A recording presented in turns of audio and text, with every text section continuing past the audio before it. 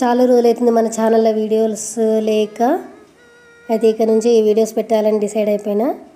ఇది మా పాఠశాలలోని kitchen garden మొక్కలు అనమాట. ఇది కరివేపాకు చెట్టు చాలా పెద్దగా అయింది.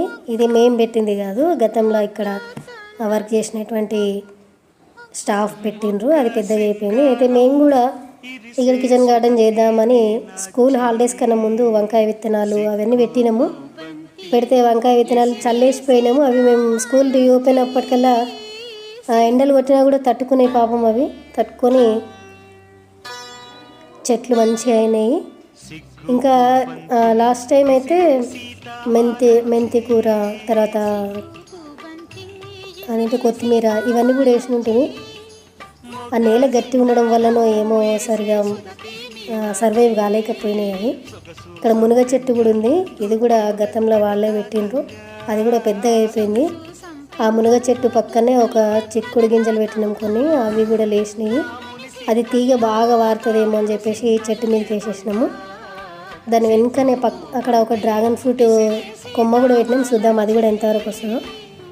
అయితే ఈ నేలను కొంచెం బాగు చేసి అక్కడ అంత చెత్త అంతా తీసేసి పాలకూర విత్తనాలు వేద్దామని ప్లాన్ చేసినాం అన్నమాట. మరి ఉట్టిగా మొక్కలు వేయడం, విత్తనాలు వేయడమే కాదు, దానికి కంపోస్ట్ కూడా కావాలి కదా. అందుకోసమని బ్యాక్ సైడ్ ఒక కంపోస్ట్ బిన్ తయారు చేసినాము. అందులో అన్ని చెట్ల ఆకులు, పేపర్స్ అవన్నీ వేసి కొంచెం మట్టి వేసుకుంటూ దాన్ని కంపోస్ట్ బిన్ లాగా రెడీ చేస్తున్నాము. దాని అప్డేట్ కూడా ఒకరోజు చూపిస్తాను నేను. అంటే ప్లాస్టిక్ కవర్లు కాకుండా ఇవన్నీ చేస్తున్నామంటే అక్కడ ఆయమ్మ హెల్ప్ తీసుకొని పాలకూర విత్తనాలు వేపిస్తున్నాము. ఆయమ్మ వేస్తుంది. అది నాకు కూడా గార్డెనింగ్ చెట్లు అంటే పిచ్చి కదా, సరే చేద్దాంలే అని గార్డెనింగ్ అయితే చేస్తున్నాము.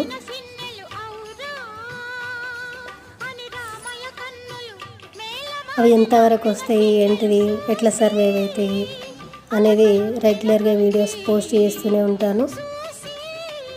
మొక్కలు వచ్చిన కాడ నుంచి హార్వెస్ట్ చేసి దాన్ని వంటలలో వాడుకునే వరకు మీకు అప్డేట్స్ అందిస్తూనే ఉంటాను.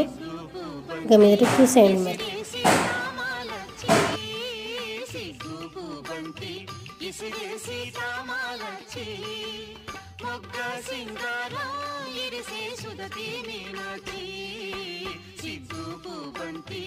ఇసిరే సీతామాలచ్చి